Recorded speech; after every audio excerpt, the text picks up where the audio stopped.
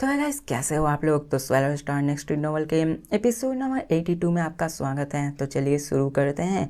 तो जैसा कि हमने अभी तक पिछले एपिसोड में देखा कि कैसे लू फेंग ने डिमांड कर दी होती है कि वो उसे जानी होती है इस जगह उस ट्रेजर के पास जो कि युवान ने छोड़ के गया होता है, जिसके बारे में सुनकर वो कहते हैं कि देखो मैं अकेला ये फैसला नहीं कर सकता हूँ। जिसके बाद वो वहाँ से निकल चुके होते हैं। हमें सीन चेंज कर थंडर माउंटेन का सीन दिखाया जाता है जहाँ पे वो आके सबसे बात कर रहे होते कि देखो लू फेंग ने ऐसी ऐसी डिमांड बना रखी है और सब लोग इस बारे में बात करने लगते हैं। लेकिन अभी के फिलहाल सब लोग नाराज होते हैं क्योंकि लू फेंग ने बहुत बड़ी चीज़ मांग ली होती है, जिसको सुनकर वो बंदे कहते हैं कि देखो अगर हमने उसकी इस कंडीशन को एक्सेप्ट नहीं किया तो वो बार बार लगातार वो वहाँ पे बॉर्डर पे जाके हम सबको लूटता रहेगा और हम ऐसा कुछ भी नहीं कर सकते। वो बार बार हेवन एंड अर्थ के ट्रेजर्स के लिए कंपीट करता जाएगा। ये सुनकर वो सभी इस बात की गहराई को समझते हैं क्योंकि ये ट्रेजर्स भी बहुत वैल्यू रखती हैं। लेकिन वो ये भी नहीं चाहते थे कि लू फेंग वहाँ पे जाए, लेकिन वो ये जानते थे कि कैसे भी करके लू फेंग को तो रोकना ही होगा, इस शॉर्टेज की इस प्रॉब्लम को छोड़ना ही होगा क्योंकि यहाँ पे वो लू फेंग को भी नहीं ऐसा करते रहने चाहिए थे। और अब फिर वो सब डिस्कस करते हैं। अब फाइनली ये बात करते हैं कि ठीक है हम लोग इसके लिए रेडी हैं। और अब फिर हमें गॉड किंग जिन को भी दिखाया जाता है जो कि उस टोकन को लेके चू फेंग मतलब लू फेंग के पास आ जाता है कैपिटल ऑफ चू में, जहाँ पे वो कहते हैं कि देखो लॉर्ड ने गॉड किंग ने एग्री कर लिया है, तुम्हारे लिए कोटा मिल गया है। अब ये सुनकर लू फेंग खुश हो जाता है। लेकिन यहाँ पे वो कहता है कि देखो हमने तुम्हें ये टोकन तो दे दिया लेकिन याद रखो कि तुम्हें कभी भी इस कंपटीशन के अंदर नहीं आना है, तुम्हें प्रॉमिस करना है और ये प्रॉमिस कभी भी तोड़ी नहीं जा सकती। अगर तुमने इसे वॉयलेट की तो तुम मारे जाओगे। ऐसा लगता है कि मैं चैप्टर्स को रिपीट कर रहा हूँ, लेकिन दिखाया जाता है लू फेंग इसके लिए मान जाता है और कहता है ठीक है मैं यहाँ पे नहीं करने वाला हूँ, मैं कभी भी बीच में नहीं आऊँगा। जिसके बाद वो लू फेंग से कहता है कि मैंने सुना है कि सिटी लॉर्ड हांग फेंग का बॉडी तुम्हारे पास ही है, क्या तुमने उसे कैद कर रखा है? तो लू फेंग भी हामी भरता है। तो लू फेंग कहता है कि देखो उसने मैं पैसा नहीं दिए हैं तो मैं उसको जाने नहीं दे सकता हूँ। तो ये सुनकर गॉड किंग जिन कहते हैं कि ठीक है लेकिन तुम उसे जाने दो क्योंकि उसने मेरे भी 220 बिलियन यूनिवर्सन उधार रखे हुए हैं, मैं उसके बदल तुम्हें दे सकता हूँ, क्या ये चलेगा ना? तो लू फेंग कहता है कि हाँ चलेगा। और दिखाया जाता है कि लू फेंग ने उनके सामने जियान फेंग लॉर्ड हान फेंग सिटी लॉर्ड को रिलीज कर दिया होता है, जहाँ पे वो लू फेंग को वो सारे पैसे लौटा देते हैं, जिसको जानकर हान फेंग सिटी लॉर्ड बहुत खुश होते हैं और वो गॉड किंग जिनका धन्यवाद कहते हैं और कहते हैं कि आपका बहुत बहुत शुक्रिया। और वो यहाँ पे लू फेंग को सारे पैसे लौटा देते हैं। जिसके बाद वो कहते हैं कि देखो मैंने सारे पैसे दे दिए हैं लेकिन आपके बाद तुम्हें मुझे सर्व करना होगा, तुम्हारी आज़ादी हर एक चीज़ मेरी हो जाएगी, तुम मेरे गुलाम बन के रहोगे। और यहाँ पे वो ऐसा मानने को भी तैयार हो जाता है और जब वो लू फेंग की तरफ देखता है तो मानो वो बच्चे जैसा डर सा जाता होता है क्योंकि लू फेंग ने उसको इतना डरा दिया होता है कि वो यहाँ पे केओस रेलम का ट्रांसेंडेंट बीइंग होने के बावजूद भी लू फेंग को देखकर डर से कांपने लगता है। वहाँ से जल्दी से भाग जाता है क्योंकि यहाँ पे वो नहीं चाहता कि लू फेंग उसे फिर से पकड़ ले और वैसा ही करे जो कि पहले लू फेंग किया करता था उसके साथ। जिसके बाद हमें दिखाया जाता है कि वो सब वहाँ से निकल जाते हैं, लू फेंग को टोकन भी मिल जाती है। यहाँ पे लू फेंग बहुत ज़्यादा खुश होता है क्योंकि ये ट्रेजर लैंड इन्फिनाइट स्पेस सच में इम्प्रेसिव जगह होती है जहाँ पे बहुत ही रेयर ट्रेजर्स मिला करते हैं और लू फेंग वहाँ पे अपने कई सारे सीक्रेट्स को भी रिवील कर सकता है। इसके बाद लू फेंग स्टार टावर के अंदर चला जाता है और अपने उसी सिल्वर टोकन को होल्ड करता है और कहता है कि इंफॉर्मेशन के मुताबिक हमें अपने कॉन्शियसनेस को लेकर ही इन्फिनाइट स्पेस के अंदर जाना पड़ता है। लू फेंग अपने पैरों को क्रॉस करके वहाँ बैठ जाता है और दिखाया जाता है कि उसी गाइडेंस की वजह से वो वहाँ पे बिना किसी ट्रेस के वहाँ से गायब हो जाता है। लू फेंग एक रैंडम सी जगह पे अपीयर हो जाता है और हमें दिखाया जाता है कि वहाँ पे लू फेंग की कॉन्शियसनेस एक फॉर्मलेस पावर को कंडेंस करते हैं। लू फेंग की अभी फिजिकल बॉडी भी आ जाती है और वो चारों तरफ देखता है तो वहाँ पे लू फेंग अपने फिजिकल फॉर्म को सेंस कर पा रहा होता है जो कि असल में उसके ओरिजिनल बॉडी से कमजोर होती है और उसकी ब्लैक रिवर की नॉर्मल बॉडी जैसी हुई होती है। लू फेंग ने पहले से ही ये सब जानकारी निकाल रखी होती है तो उसे इन सब के चीज़ के बारे में पहले से ही पता होता है। देखो लू फेंग यहाँ पे क्लोन्स ये सारी चीज़ें बना सकता था। यहाँ पे बताया जाता है कि टोटल 19 सोर्स ऑफ डॉज मौजूद होते हैं जिससे कि लू फेंग यहाँ पे रहकर सीख सकता था और यहाँ पे फ्लक्चुएशन भी बहुत ज़्यादा हो रही होती है और लू फेंग अपने सिर्फ बॉडीज पर ही रिलाई कर सकता है और साथ अब देखो मास्टर चू ने पहले ही से ही सारी चीज़ें लू फेंग को बता रखी थी कि वहाँ पे क्या क्या होने वाली हैं और उसकी पावर्स कितनी ज़्यादा हो जाएगी। अब देखो लू फेंग की जो फिजिकल बॉडी की स्ट्रेंथ होती है वो ऑलरेडी सेम जितनी होती है, बस उसकी जो थोड़ी सी पावर थी, वो जितने टेक्निक्स थे उन सबको उतना यूज़ नहीं कर सकता। वो अपने फॉर्मलेस और सेवलेस एबिलिटीज़ को लॉस्ट कर चुका होता है, लेकिन वो क्लोन्स तो बना ही सकता था। जिसके बाद लू फेंग आगे चलकर एक्सप्लोर करने लगता, आगे हर एक चीज़ को देखने लगता है। हमें बताया जाता है कि यहाँ पे 19 टाइप्स के डॉज मौजूद हैं जो कि हिस्ट्री ऑफ ऑरिजिन में सील कर दिए गए होते हैं, और लू फेंग चाहे तो इन सारे मिस्ट्रीज को सॉल्व कर सकता है, लेकिन इन सब को सॉल्व करना इतना भी आसान नहीं होता है। और यहाँ पे ऐसे ही वो आगे बढ़ने लगता है ताकि वो देख सके यहाँ पे क्या क्या चीज़ें हैं। अब लू फेंग आसमान में उड़कर ऊपर जाता है ताकि वो आसपास देख सके कि यहाँ पे कैसा माहौल है, और लू फेंग देख पाता है कि वहाँ पे कई सारे सोर्सेस ऑफ डॉज मौजूद हैं। लू फेंग यहाँ पे सिर्फ अपने विल पावर से ही फाइट कर सकता है ताकि वो इन सारे क्रिएचर्स को मार सके। अब यहाँ पे कई सारे क्रिएचर्स भी होते हैं, लेकिन साथ में यहाँ पे आए हुए कई सारे रॉयल फैमिलीज के एलाइट्स भी मौजूद होते हैं जो कि अपने कोटा को यूज़ करके आए हुए होते हैं। यहाँ का एक सिंगल कोटा है लू फेंग के लिए 50 मिलियन मेरिट पॉइंट जितनी होगी, जो कि किसी भी ऑर्डिनरी गेस्ट किंग के लिए बहुत ही ज़्यादा मुश्किल होगी। लू फेंग आगे बढ़ने लगता है ताकि वो यहाँ के मिस्ट्रीज को सुलझा सके। आगे बढ़ते बढ़ते दिखाया जाता है कि वहाँ का स्पेस बहुत ही अजीब था। वहाँ पे लू फेंग का भले he will power second level पे आ चुका हो, लेकिन वहाँ पे जितने भी बंदे थे, जितने भी क्रिएचर्स थे, उन सब की विल पावर लू फेंग से कमज़ोर नहीं थी। और लू फेंग था तो सिर्फ एक केओस लेवल का ही बंदा, उसकी विल पावर के बढ़ने से उसकी पावर थोड़ी ना बढ़ जाएगी, और वो आगे बढ़ने लगता है। दिखाया जाता है कि वो कई सारे लोकेशंस की तरफ देखता है, और वहाँ पे उसे लाइफ एंड डेथ की द इन्फिनाइट स्पेस को भी दिखाया जाता है। अब पता नहीं, लेकिन यहाँ बार बार एक ही लाइन बार बार रिपीट की जा रही है, जिससे कि मैं भी कंफ्यूज होता जा। अब लू फेंग वहाँ पे आगे की तरफ बढ़ रहा होता है, लेकिन तभी उसकी नज़र एक ग्रीन सिटिंग क्रॉस लेग बंदे पे पड़ती है जो कि अपने ग्रीन ड्रेस में होता है, और वो भी लू फेंग की तरफ देखता है, और वो भी पहचान जाता है कि ये तो कोई और नहीं लू है। और वो देखकर बहुत ही ज़्यादा खुश हो जाता है और स्माइल करने लगता है, और हमें पता चलता है कि उनका नाम तियान मग गॉड किंग होता है, जो कि ग्रीन ड्रॉप में होते हैं, और ये इंपीरियर जॉफेन लीनेस के अंदर आए करते हैं, और ये भी रॉयल फैमिली जो कि यानफेंग एंशिएंट किंगडम के बंदे होते वही होते हैं, जिसको देखकर वो गॉड किंग कहता है कि मैंने कभी भी एक्सपेक्ट नहीं किया था कि मैं ग्रेट लूहे से यहाँ पे मिलूंगा। अब देखा जाए तो वे गॉड किंग थे और रॉयल फैमिली से बिलोंग करते थे, लेकिन यहाँ पे वो लू फेंग को भी देखकर बहुत ही रिस्पेक्टफुली बात कर रहे थे और बहुत ही हम्बल और फ्रेंडली हो रहे थे। भले उन्हें पता हो कि लू फेंग यहाँ पे सिर्फ एक केओस रियल्म का बंदा है, वो एक गॉड किंग की, लेकिन लू फेंग आगे फ्यूचर में जाके एक गॉड किंग जरूर बनेगा और ऑरिजिन कॉन्टिनेंट का एक रूलर बन जाएगा, मतलब बहुत ही पावरफुल बेंग जो कि ऑरिजिन कॉन्टिनेंट पर राज करेगा। और टियानमू गॉड किंग वो सिर्फ एक फर्स्ट स्टेज गॉड किंग थे, और स्ट्रेंथ के मामले में देखा जाए तो अभी भी लू फेंग उससे फाइट कर सकता था, stand hand to hand fight कर सकता था, उसके पावर लेवल के ही जितनी होती है। यहाँ पे वो एरोगेंस तो नहीं दिखा सकते हैं, और यहाँ पे वो उससे बात करने लगते हैं मानो कि वो बहुत ही अच्छे नेक दिल के इंसान हो, और दिखाया जाता है कि वो लू फेंग की इस पावर को देखकर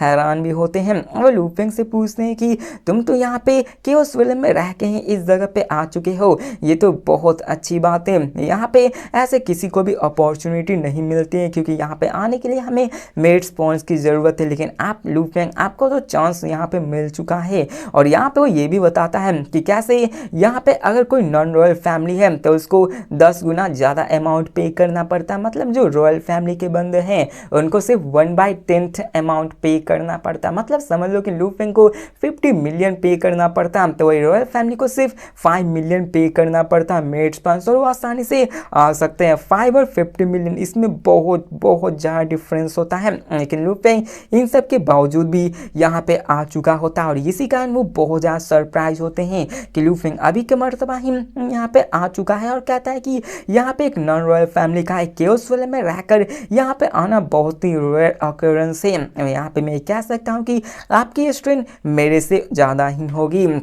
वो लू फेंग से हाथ मिलाता और यहाँ पे देखा जाए तो वो जरा सा भी नखरे नहीं दिखा रहा होता है। अब देखो यहाँ पे फिर से बकवास हो रही होती है इसको कि मैं स्किप करता हूँ, नहीं तो वैसे ही चलता रहेगा और चैप्टर जल्दी से कंप्लीट भी नहीं होंगे। अब दिखाया जाता है कि लू फेंग उन सब से भी बात करता है, जिसके बाद वो वहाँ से निकल जाता है। लू फेंग आगे जैसे ही जाता है वहाँ पे लू फेंग को एक टेंटिकल क्रिएचर नजर आता है जो कि बहुत ही पावरफुल टेरिफाइंग पावर को अपने पास रखे हुए होता है, जिसकी पावर किसी गॉड किंग से कम नहीं होती है, लू फेंग के करंट फिजिकल बॉडी से भी कम नहीं होती है। और स्किल के मामले में देखा जाए तो लू फेंग से फार इंफीरियर होता है। वो लू फेंग को देख लेता है और दिखाया जाता है कि क्रिएचर और लू फेंग जब भी सामने आते हैं तो फाइट तो होता ही है, वहाँ भी ऐसा ही होने वाला होता है। लू फेंग पे वो क्रिएचर अटैक कर देता है। दिखाया जाता है कि उस क्रिएचर के भी विल पावर कम नहीं होती है, उस क्रिएचर की भी गॉडली किंग की स्टेज सेकेंड स्टेज की विल पावर होती है। लू फेंग भी अपने लिवॉन टेक्निक से उस पर अटैक करता है, जो कि सिर्फ इन्फिल्ट्रेट तो कर पाता है और थोड़ा सा उसको डैमेज दे पाता है, लेकिन कुछ नहीं, उन सबको hand to hand close combat fight करनी पड़ती है। और दिखाया जाता है कि लू फेंग उस पर अटैक किया जाता है। वो टेंटिकल मॉन्स्टर भी लू फेंग पे क्लोज कॉम्बैट करने लगता है, लेकिन यहाँ पे लू फेंग उसके उन सारे टेंटिकल्स को डिस्ट्रॉय करने लगता है, उसको पीसेस में तब्दील करने लगता है। लेकिन दिखाया जाता है कि वहाँ पे थोड़ी देर बाद ही वहाँ फिर से फॉर्मलेस पावर गैदर होती है और वो क्रिएचर फिर से रिफॉर्म हो जाता है, जिसको देखकर तो लू फेंग फिर से सरप्राइज हो जाता है। लेकिन उसे ये सारी चीज़ें पहले से ही पता थी कि यहाँ पे क्रिएचर्स को मार पाना मुश्किल है, वो डिसअपियर नहीं हो सकते हैं। उसे मारने पे लू फेंग सिर्फ उनको डिसअपियर कर सकता है, जो कि फोर्सफुली डिसअपियर होगा, लेकिन थोड़ी देर बाद वो उन सब में फिर से आ जाएंगे। बताया जाता है कि यहाँ पे लू फेंग जितनी बार उन सबको मारेगा लू फेंग को उतनी बार मेड पॉइंट्स मिलने वाले हैं। और यहाँ पे देखा जाए तो इन सबको कंप्लीटली मारा तो नहीं जा सकता और मारने के बाद ये कुछ समय के लिए गायब हो जाते हैं, जिसके कारण लू फेंग को मेड पॉइंट्स मिलते हैं और ये मेड पॉइंट्स बहुत ही कम की संख्या में होते हैं। अब लू फेंग कहता है कि मेरे पास अभी लियान टेक्निक है, मैं उसके हिसाब से अभी इनको डिस्ट्रॉय नहीं कर सकता, डेंटिकल मॉन्स्टर को मैं कंप्लीटली तो नहीं मार सकता हूँ, लेकिन अभी इसको थोड़ी देर के लिए डिसअपियर्स तो कर ही सकता हूँ। अब लू फेंग ने भी अपने लिवान टेक्निक से उसके 70 से 80% गॉड बॉडी को डिस्ट्रॉय कर दिया होता है, लेकिन वो फिर से रिफॉर्म हो जाती है। अब क्या भी किया जा सकता है, यहाँ पे लू फेंग भी जानता था कि अभी उसके पास इनफ पावर नहीं कि वो उसे कंप्लीटली मार सके। लू फेंग की अभी मेंटल स्ट्रेंथ भी थोड़ी सी लैक कर रही होती है। अब देखो फिर से यहाँ पे मॉन्स्टर से फाइट होती है और यही बार बार हो रहा होता है। दिखाया जाता है कि लू फेंग ने उसको कंप्लीटली मतलब हमेशा के लिए नहीं बल्कि मार दिया होता है। लू फेंग को उसको मारने के बाद 100 पॉइंट्स मिलते हैं, जो कि बहुत ही कम होते हैं। अब देखो 100 पॉइंट्स भी अभी के लिए फिलहाल बहुत ज़्यादा होते हैं। अब लू फेंग को टोटल में 101 पॉइंट्स मिलते, मतलब एक और पॉइंट्स मिलते, क्योंकि लू फेंग ने उसे फिर से मारा होता है। अब बताया जाता कि आप किसी भी मॉन्स्टर्स को मारते जाओगे, मतलब लगातार मारते जाओगे, तो जैसे जैसे मारते जाओगे आपको पॉइंट्स मिलने की गति भी कम होती जाएगी। और यहाँ पे लू फेंग को तो कुछ दफ़ा 0.01 पॉइंट्स मिल रहे होते, देख रहे हो कितने कम मिल रहे हैं। अब लू फेंग उन सबको मार के आगे बढ़ने लगता है और साथ में तो लू फेंग को पॉइंट्स भी कमाने होते हैं। लू फेंग का अभी 101 पॉइंट्स होता है। अब लू फेंग की आंखें चमक उठती है और वो अपने इनहेरिटेंस को देखने लगता है कि क्या आखिरकार वो 100 रिवॉर्ड पॉइंट्स से किस चीज़ को एक्सचेंज कर सकता है, और वो उन सबको देखने लगता है। दिखाया जाता है कि वहाँ पे ऐसे कई सारे टेक्निक्स होते हैं जो कि पावरफुल होते हैं, लेकिन वो सब बहुत ज़्यादा महंगे होते हैं। जैसे कि देखा जाए 100 ट्रांसफॉर्मेशन डिवाइन फर्स्ट की 2 वॉल्यूम्स, उसको पाने के लिए लू फेंग को 100 रिवॉर्ड्स पॉइंट्स की ज़रूरत होगी। अब देखो ये सभी छोटे मोटे आपको लग रहे होंगे 100 पॉइंट्स से तो बहुत ही कम है, लेकिन जैसे जैसे आगे आपको पता चलेगा लिस्ट, आप भी हैरान हो जाओगे। दूसरी इनहेरिटेंस होती है जो कि इनहेरिटेंस टाइम स्पेस वॉल्कर की फर्स्ट वॉल्यूम होती है, जिसको पाने के लिए लू फेंग को 990 रिवॉर्ड पॉइंट्स की ज़रूरत होगी, तभी जाके लू फेंग इसको एक्सचेंज कर सकता है। और ऐसे ही कई सारे होते हैं जिसको कि मैं स्किप करता हूँ क्योंकि बहुत ही लंबे चौड़े होते हैं। ये समझ लो कि यहाँ पे 1000 से लेके 10,000 पॉइंट्स तक के होते हैं और यहाँ पे एक एक पॉइंट्स का काउंटिंग कर पाना ये भी बहुत ज़्यादा मुश्किल है। मतलब मान लो कि आपको 1 पॉइंट्स भी बहुत ही मुश्किल से मिलते हैं। जैसा कि हमने देखा कि लू फेंग को एक बार तो 0.01 पॉइंट्स मिले होते, तो समझ लो यहाँ पे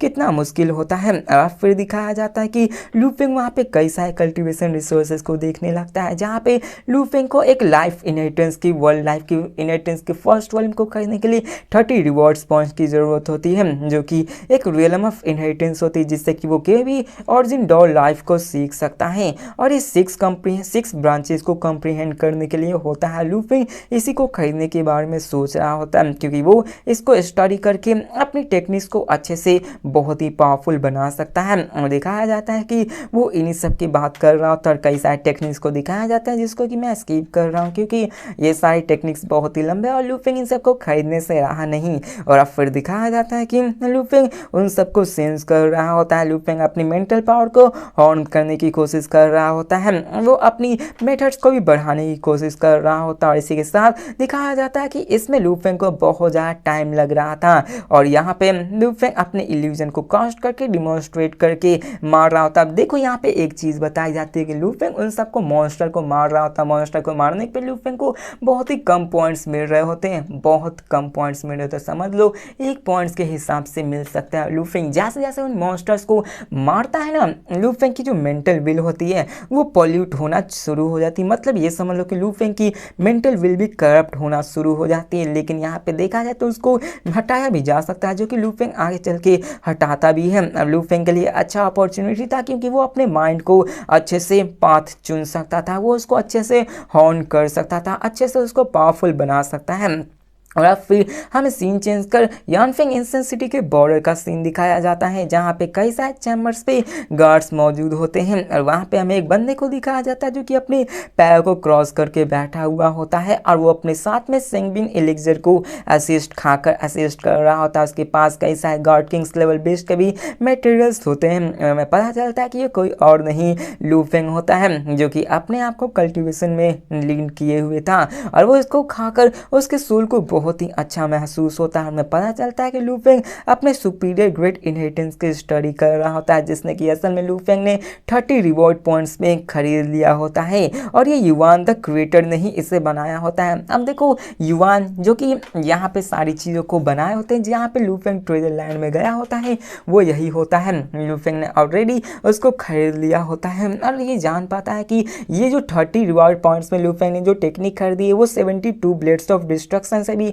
ज़्यादा पावरफुल है। लू फेंग इस चीज़ से अनअवेयर था, लेकिन वो ये जानकर खुश होता है कि उसके पास एक बहुत ही बड़ा खजाना है। बाकी लोगों को इसके बारे में उतनी महत्व नहीं पता थी, क्योंकि ये सस्ते होने के साथ में लू फेंग की अच्छे साथ मर्ज भी हो रही होती है, जिसके बाद लू फेंग अपनी कल्टीवेशन को प्रोसेस को आगे बढ़ाता, अपने सोल एसेंस को कंप्रीहेंड करना शुरू करता है, ताकि वो अपने बॉडी को नॉरिश कर सके। हमें दिखाया जाता है कि वो अपने ट्रिनिटी फॉर्म को भी आगे बढ़ाने की कोशिश करता है। अभी देखो यहाँ पे आपको उतना ज़्यादा मज़ा भी चैप्टर्स में नहीं आ रहा होगा, क्योंकि यहाँ पे सिर्फ कल्टीवेशंस को ही दिखाया जा रहा है। लेकिन बस कुछ चैप्टर्स रुक जाओ, वहाँ पे आपको अच्छे से फाइट देखने को मिलेगी, बहुत ही पावरफुल हर एक चीज़ देखने को मिलेगी। फिर हमें दिखाया जाता है कि लू फेंग अपनी कल्टीवेशन में है जाता है, उसमें ढल चुका होता है, लेकिन सडनली एक फ्लैग फिगर जो कि वहाँ पे आ जाता है, जो कि जॉइंट क्रिएचर्स में से एक था, वो लू फेंग की तरफ घूर कर देखने लगता है। हमें पता चलता है कि वो एक क्रिएचर जो कि यहाँ का नेटिव क्रिएचर होता है, वो होता है